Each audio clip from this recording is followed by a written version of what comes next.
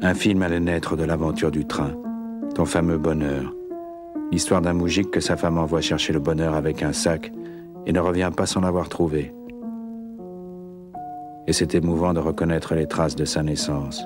Ce paysage du film, c'était le paysage du kolkhoze.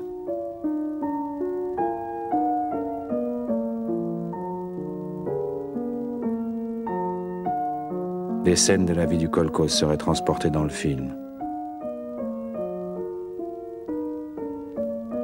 L'héroïne devant son arbuste, c'était le souvenir de la verdure abandonnée dans la cité minière. Le montage haché que tu avais inventé pour la livraison des sacs, tu le reprendrais tel quel.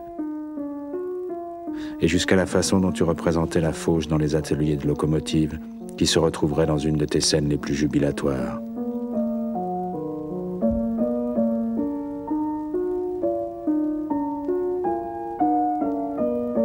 Mais surtout, tu prendrais pour héros, non un kolkhozien exemplaire, non le héros positif qui allait sévir dans toute la production de ce temps-là, mais le plus paumé, le plus déphasé, celui dont le comportement dans la réalité l'aurait mené directement en prison ou au poteau.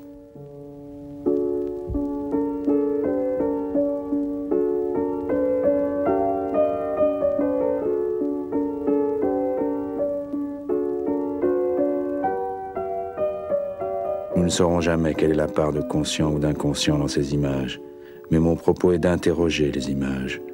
Et avant l'obligatoire fin heureuse, on voit ici ce qu'il y avait dans les yeux du moujik mis en face de l'autorité.